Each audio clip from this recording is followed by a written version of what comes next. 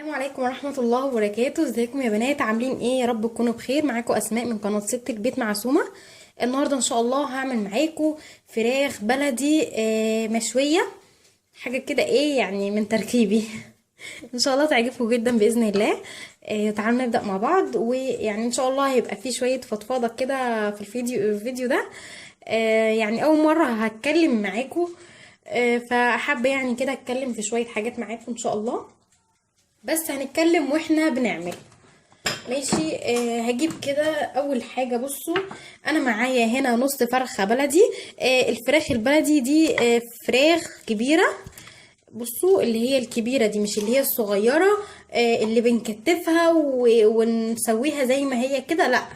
انا جايبه اللي هي الفراخ الكبيره، حجمها كبير. وده كده نص فرخة. ومعايا هنا توابل، معايا بصل باودر وتوم باودر وشطة. اللي مش بيحب الشطة ممكن يستغنى عنها، مفيش مشكلة. ومعايا ملح وفلفل اسود عشان الفراخ البلدي بتبقى فيها سنة زفارة شوية، فانا بحب استخدم فيها فلفل اسود زيادة شوية. ومعايا هنا نص معلقة جنزبيل باودر. ومعايا كمان طماطمايه مبشوره وبصله مبشوره. ومعايا صلصه. وكمان يعني ان شاء الله هقول لكم على شويه حاجات كمان هستخدمهم وانا بعمل. الاول هحط التوابل. هحط التوابل كده كلها هنا، ما عدا الشطه. هحطها كده هنا اهو، والبصل باودر والثوم.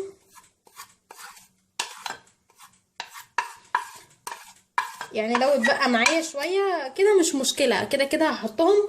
بس ايه، هتعرفوا دلوقتي ليه انا ما حطيتش الشطه، علشان ايه ما توجعش ايديا لانها حاميه. فهتخلي ايديا كده ايه فيها حرقان، لاني هدعك البصل بالتوابل دي علشان اطلع منه ميه البصل. وكمان يعني اخلي طعم التوابل فيه يبقى حلو قوي، يتشرب من طعم التوابل كويس قوي، فتبقى الفراخ تتشربها برضو كويس منه. هقلبهم كده مع بعض كويس اهو. بصوا بقى، عندي الفراخ هنا انا غسلاها ومنضفاها كويس قوي. شوفوا عامله ازاي، غسلاها كويس ومنضفاها بملح وملح خشن وخل ابيض ودقيق، ونقعاها فيهم شويه وشايله منها كل حاجه مش حلوه. ويعني زي الفل اهي، بفتة زي الفل. وعامله فيها فتحات كده صغيره هنا اهي، فتحات كده بالسكين علشان الخلطة اللي انا هعملها دي والتوابل وكله تبقى قطعة الفراخ متشربة منها كلها اهو. بصوا عاملة فيها كده اهو فتحات اهي، والصدر نفس النظام. وكمان مفرغة الجلد كده شوية، بس مش فتحاه من الناحية التانية، هو من الناحية دي بس كده اهو. تمام. بصوا بقى، انا دلوقتي ايه هاخد من الخلطه دي كده، خلطه التوابل. هاخد كده واعمل كده اهو في الفرخه كده بالطريقه دي، في كل مكان، في الفتحات وفي كل حاجه اهو، والجلد.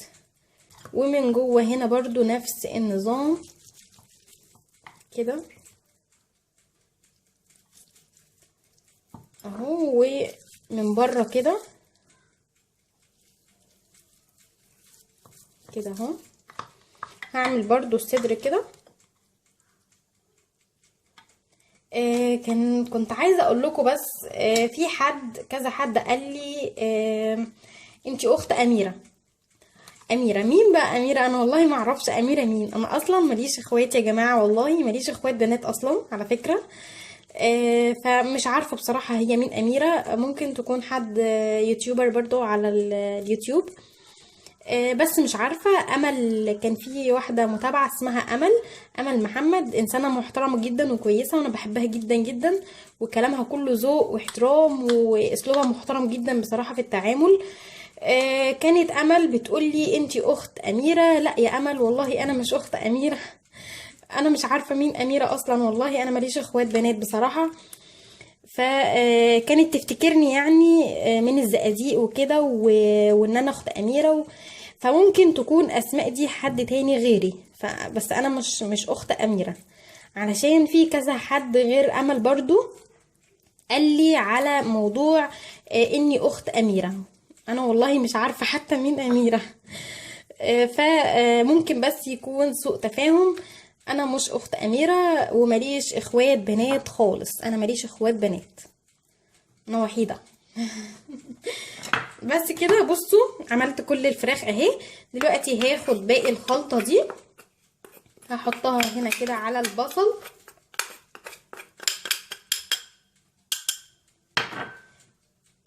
وادعك البصل بالخلطة دي كويس قوي. ممكن لو احتجت اي نوع من انواع التوابل ممكن احط شوية، مفيش مشكلة. هحط كده بس شوية فلفل اسود، حطيت شوية فلفل اسود وافضل ادعك في البصلة كده. شوفوا بتنزل مية ازاي. تمام كده خدت مية البصل كلها اهي.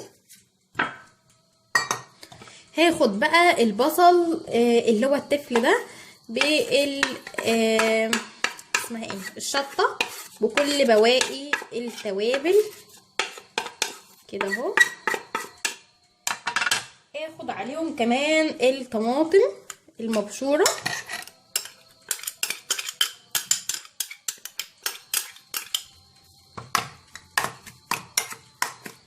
اهو، واقلب دول كده مع بعض.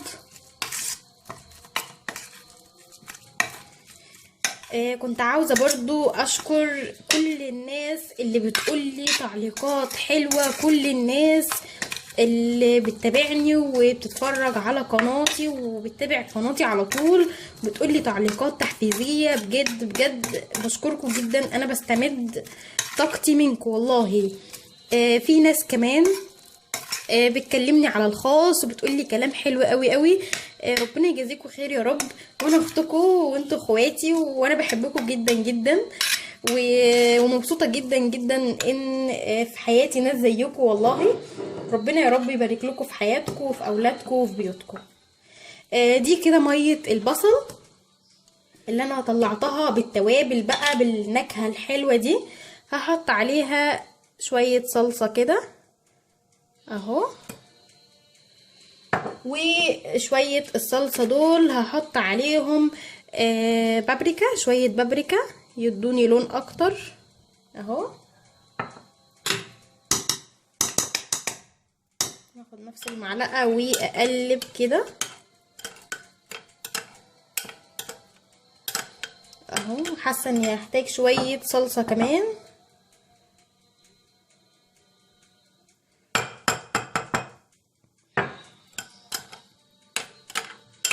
اتمنى يا رب كده ان شاء الله اني اكون خفيفة على قلبكم وانكم تكونوا بتحبوني واكون بقدم محتوى مفيد وبيفيدكم وبينفعكم. وان شاء الله يا رب استنوا مني مزيد من الفيديوهات المتنوعة ان شاء الله كتير جدا. طيب اشتغل بقى شوية، عمالة اتكلم كده كتير. بصوا بقى هجيب بقى قطعة الفراخ كده اهو. بصوا التوابل انا عملتها الاول علشان اسيبها تتشرب.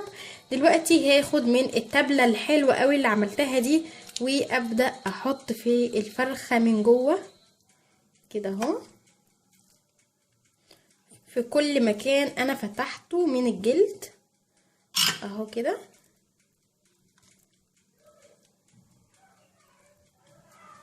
اهو.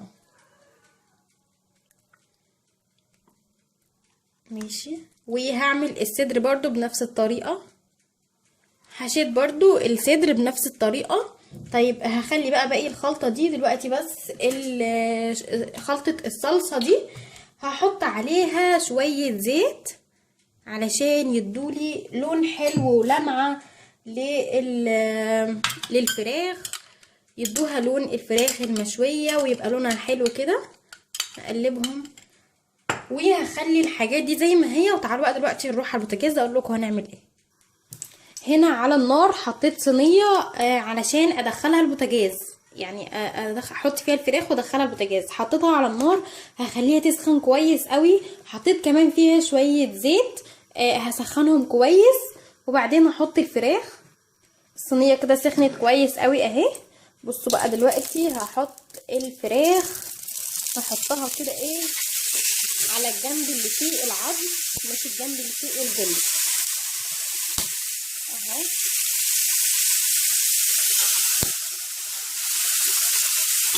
هخليها بس تاخد تشويحه كده من على الجنب اللي فيه العظم.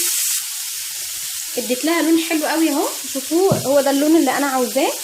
دلوقتي بقى ايه، هاخد الفراخ كده هخليها كده على جنب، وهحط شويه زيت في الصينيه اهو كده، وابدا هاخد بقى شويه من الخلطه اللي هي بتاعت البصل والطماطم، واحط كده في الفراخ من هنا، وهعمل في الصدر نفس النظام كده اهو. حطيت كده في الاتنين، هقلبها بقى الناحية التانية كده اهو كده. ان شاء الله الفراخ دي هتبقى طعمها جميل جدا وهتعجبكم جدا. ولو حد عنده حد في البيت ما بياكلش الفراخ البلدي، هياكلها ان شاء الله ويحبها جدا بالطريقه دي. هدخلها بقى الفرن وهغلفها الاول بفويل. انا عاوزه اتاكد ان الفراخ تبقى مستويه كويس قوي، واما اتاكد ان هي استوت هشيل الفويل واشغل الشوايه وادي للفراخ لون حلو بقى ايه من على الوش، هتبقى لونها حلو جدا ان شاء الله. بس كده غلفتها كويس قوي اهي. دلوقتي بقى الفرن انا مشغلاه اصلا من اول ما بدات اعمل في الفراخ. الفراخ اهي يا بنات طلعت معايا من الفرن، شوفوا اخدت لون حلو قوي ازاي. على فكره ما اخدتش نص ساعه في السوا، ما اخدتش وقت بصراحه خالص، لان هي الفراخ سنها صغير، هي حجمها كبير بس سنها صغير. هي ما اخدتش وقت في السوا خالص وطريه، وانا هوريها لكم دلوقتي. هغرفها واقدمها واوريها لكم اهو. بصوا والله واخده لون حلو جدا جدا، يعني ان شاء الله باذن الله تبقى احلى واطعم فراخ بلدي ممكن تاكلوها باذن الله. عاوزه اوريكم بس انها مستويه كويس قوي وطريه. بصوا بصوا جميله ازاي، شوفوا هوريها لكم من الناحيه دي.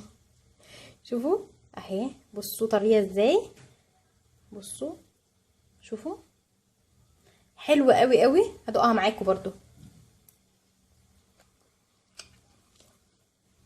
فظيعه ان شاء الله تعجبكم جدا.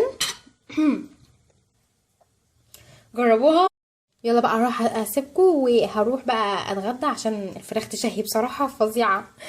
وما تنسوش بقى تعملوا لي لايك للفيديو لو عجبكم، وتعملوا اشتراك للقناه، وتفعلوا الجرس، واعملوا شير للفيديو عشان كل اصحابكم يشوفوه ويستفيدوا. وان شاء الله باذن الله استنوني في فيديو جديد وافكار جديده وحاجات جديده مع اسماء. السلام عليكم ورحمه الله وبركاته.